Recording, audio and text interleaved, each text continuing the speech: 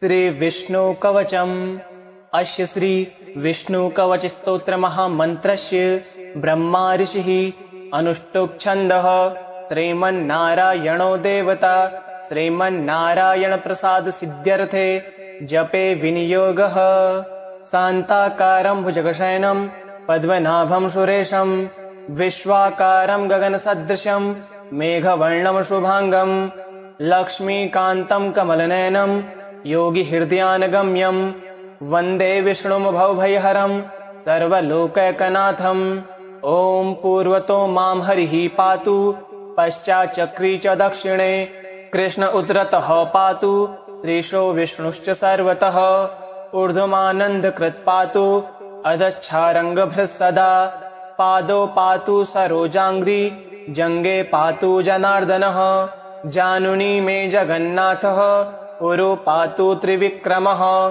गुह्यं पातु हृषीकेशः पृष्ठं पातु ममावयः पातुं नाभिं ममानन्तः कुक्षिं राक्षसमर्दनः दामोदरो मे हृदयं वक्षः पातु निरकेशरी करो मे कालियारातिः भुजो भक्तार्तिभञ्जनः कण्ठं कालाम्बुदश्यामः स्कन्दो मे कंसमर्दनः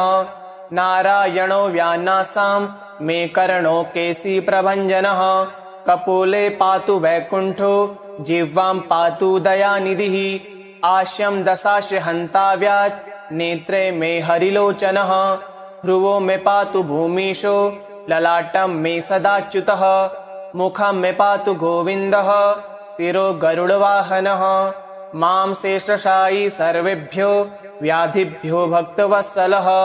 पिशाचाग्निज्वरेभ्यो मापभयोऽवतु वामनः सर्वेभ्यो दुरितेभ्यश्च पातु मां पुरुषोत्तमः। इदं श्रीविष्णुकवचं सर्वमङ्गलदायकं सर्वरोगप्रशमनं सर्वशत्रुविनाशनं शान्ताकारं भुजगशयनं पद्मनाभं सुरेशं विश्वाकारं गगनसदृशं मेघवर्णं शुभांगं लक्ष्मीकान्तं कमलनयनं योगिहृदयानगम्यं वन्दे विष्णुं भवभयहरं सर्वलोकैकनाथम्। ॐ पूर्वतो मां हरिः पातु पश्चाच्चक्री च दक्षिणे कृष्ण उत्तरतः पातु श्रीशो विष्णुश्च सर्वतः ऊर्ध्वमानन्दकृत् पातु अधश्चारङ्गभृत् सदा पादौ पातु सरोजाङ्घ्रि जङ्गे पातु जनार्दनः जानुनी मे जगन्नाथः उरु पातु त्रिविक्रमः गुह्यं पातु हृषीकेशः पृष्ठं पातु ममावयः पातुं नाभिं ममानन्तः कुक्षिं राक्षसमर्दनः दामोदरो मे हृदयं वक्षः पातु निरकेशरी करो मे कालियारातिः भुजो भक्तार्तिभञ्जनः कण्ठं कालाम्बुदश्यामः स्कन्दो मे कंसमर्दनः नारायणो व्यानासां मे कर्णो केसी प्रभञ्जनः कपोले पातु वैकुण्ठो जिह्वां पातु दयानिधिः आश्यं दशाश हन्ताव्यात् नेत्रे मे हरिलोचनः भ्रुवो मे पातु भूमीशो ललाटं मे सदाच्युतः मुखं मे पातु गोविन्दः शिरो गरुडवाहनः मां शेषशायी सर्वेभ्यो व्याधिभ्यो भक्तवत्सलः पिशाचाग्निज्वरेभ्यो मापभयोऽवतु वामनः सर्वेभ्यो दुरितेभ्यश्च पातु मां पुरुषोत्तमः। इदं श्रीविष्णुकवचं सर्वमङ्गलदायकं सर्वरोगप्रशमनं सर्वशत्रुविनाशनं शान्ताकारं भुजगशयनं पद्मनाभं सुरेशं विश्वाकारं गगनसदृशं मेघवर्णं शुभांगं लक्ष्मीकान्तं कमलनयनं योगिहृदयानगम्यं वन्दे विष्णुं भवभयहरं सर्वलोकैकनाथम्। ॐ पूर्वतो मां हरिः पातु पश्चाच्चक्री च दक्षिणे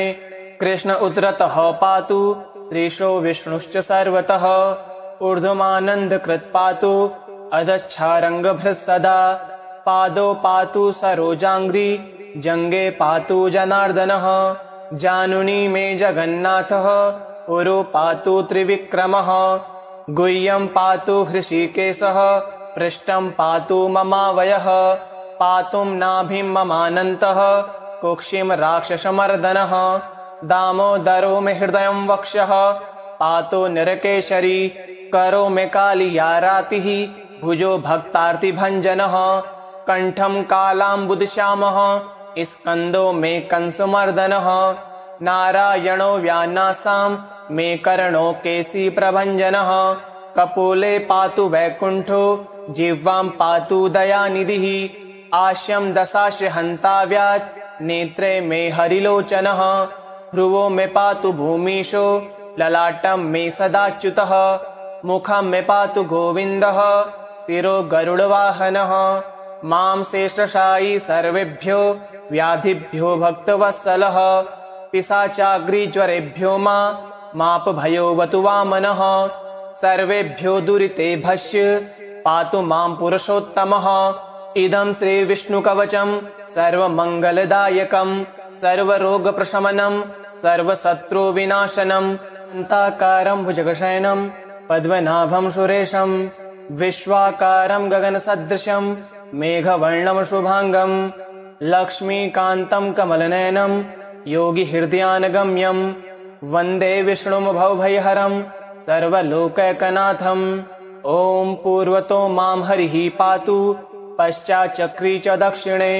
कृष्ण उतरतः पातु श्रीशो विष्णुश्च सर्वतः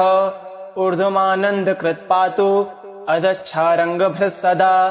पादौ पातु सरोजाङ्घ्रि जङ्गे पातु जनार्दनः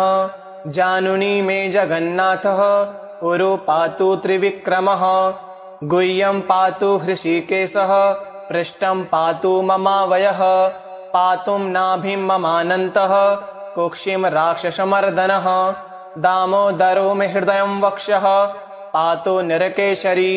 करो मे कालियारातिः भुजो भक्तार्तिभञ्जनः कण्ठं कालाम्बुदश्यामः स्कन्दो मे कंसमर्दनः नारायणो व्यानासां मे कर्णो केसी प्रभञ्जनः कपोले पातु वैकुण्ठो जिह्वां पातु दयानिधिः आश्यं दशाश हन्ताव्यात् नेत्रे मे हरिलोचनः भ्रुवो मे पातु भूमीशो ललाटं मे सदाच्युतः मुखं मे पातु गोविन्दः शिरो गरुडवाहनः मां शेषशायी सर्वेभ्यो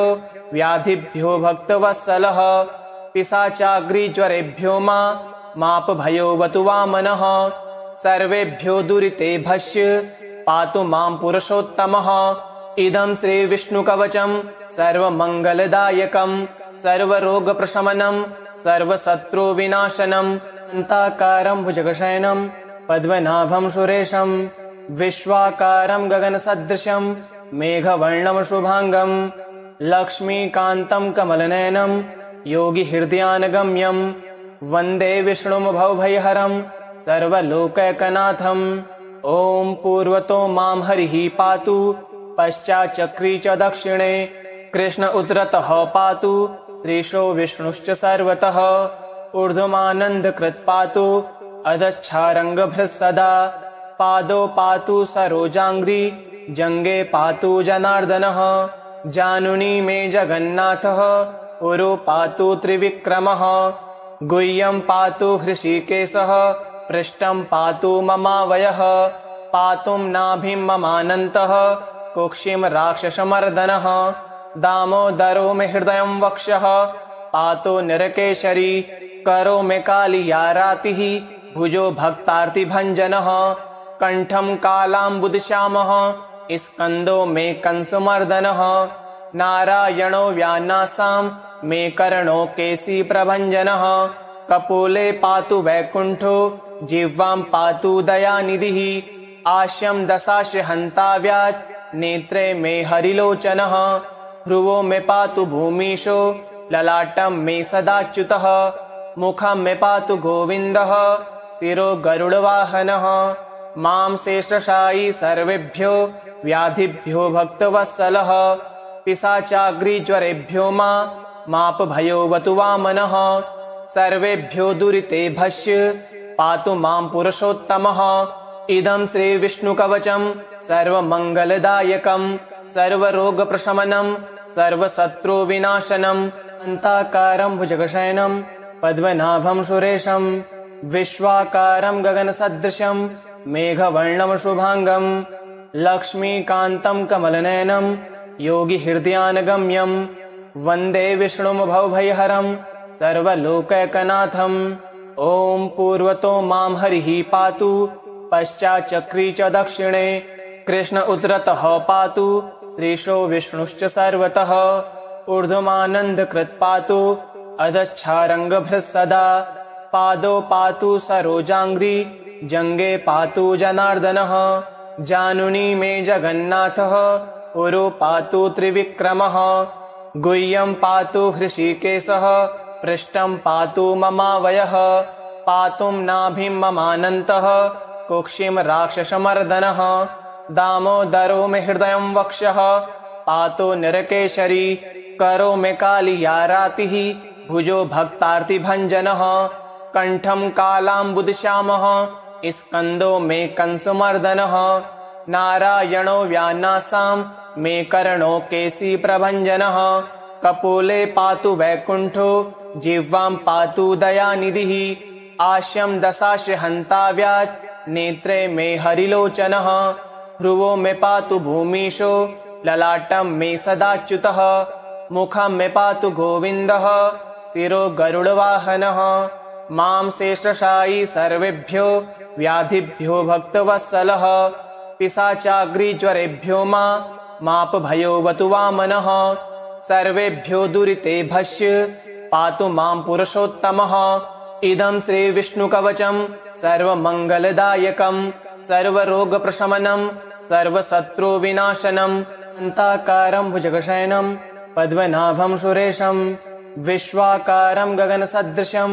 मेघवर्णं शुभांगं लक्ष्मीकान्तं कमलनयनं योगिहृदयानगम्यं वन्दे विष्णुं भवभयहरं सर्वलोकैकनाथम्। ॐ पूर्वतो मां हरिः पातु पश्चाच्चक्री च दक्षिणे कृष्ण उत्तरतः पातु श्रीशो विष्णुश्च सर्वतः ऊर्ध्वमानन्दकृत् पातु अधश्चारङ्गभृत् सदा पादौ पातु सरोजाङ्घ्रि जङ्गे पातु जनार्दनः जानुनी मे जगन्नाथः उरु पातु त्रिविक्रमः गुह्यं पातु हृषीकेशः पृष्ठं पातु ममावयः पातुं नाभिं ममानन्तः कुक्षिं राक्षसमर्दनः दामोदरो मे हृदयं वक्षः पातु निरकेशरी करो मे कालियारातिः भुजो भक्तार्तिभञ्जनः कण्ठं कालाम्बुदश्यामः स्कन्दो मे कंसमर्दनः नारायणो व्यानासां मे कर्णो केशीप्रभञ्जनः कपोले पातु वैकुण्ठो जिह्वां पातु दयानिधिः आश्यं दशाश हन्ताव्यात् नेत्रे मे हरिलोचनः भ्रुवो मे पातु भूमीशो ललाटं मे सदाच्युतः मुखं मे पातु गोविन्दः शिरो गरुडवाहनः मां शेषशायी सर्वेभ्यो व्याधिभ्यो भक्तवत्सलः पिशाचाग्रिज्वरेभ्यो मापभयोऽवतु वामनः सर्वेभ्यो दुरिते भस्य पातु मां पुरुषोत्तमः इदं श्रीविष्णुकवचं सर्वमङ्गलदायकं सर्वरोगप्रशमनं सर्वशत्रुविनाशनम् अन्ताकारं भुजगशयनं पद्मनाभं सुरेशं विश्वाकारं गगनसदृशं मेघवर्णं शुभांगं लक्ष्मीकान्तं कमलनयनं योगिहृदयानगम्यं वन्दे विष्णुं भवभयहरं सर्वलोकैकनाथम्। ॐ पूर्वतो मां हरिः पातु पश्चाच्चक्री च दक्षिणे कृष्ण उत्तरतः पातु श्रीशो विष्णुश्च सर्वतः ऊर्ध्वमानन्दकृत् पातु अधश्चारङ्गभृत् सदा पादौ पातु सरोजाङ्घ्रि जङ्गे पातु जनार्दनः जानुनी मे जगन्नाथः उरु पातु त्रिविक्रमः गुह्यं पातु हृषीकेशः पृष्ठं पातु ममावयः पातुं नाभिं ममानन्तः कुक्षिं राक्षसमर्दनः दामोदरो मे हृदयं वक्षः पातु निरकेशरी करो मे कालियारातिः भुजो भक्तार्तिभञ्जनः कण्ठं कालाम्बुदश्यामः स्कन्दो मे कंसमर्दनः नारायणो व्यानासां मे करणो केसी प्रभञ्जनः कपोले पातु वैकुण्ठो जिह्वां पातु दयानिधिः आश्यं दशाश हन्ताव्यात् नेत्रे मे हरिलोचनः भ्रुवो मे पातु भूमीशो ललाटं मे सदाच्युतः मुखं मे पातु गोविन्दः शिरो गरुडवाहनः मां शेषशायी सर्वेभ्यो व्याधिभ्यो भक्तवत्सलः पिशाचाग्निज्वरेभ्यो मापभयोऽवतु वामनः सर्वेभ्यो दुरिते भस्य पातु मां पुरुषोत्तमः इदं श्रीविष्णुकवचं सर्वमङ्गलदायकं सर्वरोगप्रशमनं सर्वशत्रुविनाशनम् अन्ताकारं भुजगशयनं पद्मनाभं सुरेशं विश्वाकारं गगनसदृशं मेघवर्णं शुभांगं लक्ष्मीकान्तं कमलनयनं योगिहृदयानगम्यं वन्दे विष्णुं भवभयहरं सर्वलोकैकनाथम् ॐ पूर्वतो मां हरिः पातु पश्चाच्चक्री च दक्षिणे कृष्ण उत्तरतः पातु श्रीशो विष्णुश्च सर्वतः ऊर्ध्वमानन्दकृत् पातु अधश्चारङ्गभृत्सदा पादौ पातु सरोजाङ्घ्रि जङ्गे पातु जनार्दनः जानुनी मे जगन्नाथः उरु पातु त्रिविक्रमः गुह्यं पातु हृषीकेशः पृष्ठं पातु ममावयः पातुं नाभिं ममानन्तः कुक्षिं राक्षसमर्दनः दामोदरो मे हृदयं वक्षः पातु निरकेशरी करो मे कालियारातिः भुजो भक्तार्तिभञ्जनः कण्ठं कालाम्बुदश्यामः स्कन्दो मे कंसमर्दनः नारायणो व्यानासां मे करणो केसी प्रभञ्जनः कपोले पातु वैकुण्ठो जिह्वां पातु दयानिधिः आश्यं दशाश हन्ताव्यात् नेत्रे मे हरिलोचनः भ्रुवो मे पातु भूमीशो ललाटं मे सदाच्युतः मुखं मे पातु गोविन्दः शिरो गरुडवाहनः मां शेषशायी सर्वेभ्यो व्याधिभ्यो भक्तवत्सलः पिशाचाग्निज्वरेभ्यो मापभयोऽवतु वामनः सर्वेभ्यो दुरिते भस्य पातु मां पुरुषोत्तमः इदं श्रीविष्णुकवचं सर्वमङ्गलदायकं सर्वरोगप्रशमनं सर्वशत्रुविनाशनम् अन्ताकारं भुजगशयनं पद्मनाभं सुरेशं विश्वाकारं गगनसदृशं मेघवर्णं शुभांगं लक्ष्मीकान्तं कमलनयनं योगिहृदयानगम्यं वन्दे विष्णुं भवभयहरं सर्वलोकैकनाथम् ॐ पूर्वतो मां हरिः पातु पश्चाच्चक्री च दक्षिणे कृष्ण उत्तरतः पातु श्रीशो विष्णुश्च सर्वतः ऊर्ध्वमानन्दकृत् पातु अधश्चारङ्गभृत्सदा पादौ पातु सरोजाङ्घ्रि जङ्गे पातु जनार्दनः जानुनी मे जगन्नाथः उरु पातु त्रिविक्रमः गुह्यं पातु हृषीकेशः पृष्ठं पातु ममावयः पातुं नाभिं ममानन्तः कुक्षिं राक्षसमर्दनः दामोदरो मे हृदयं वक्षः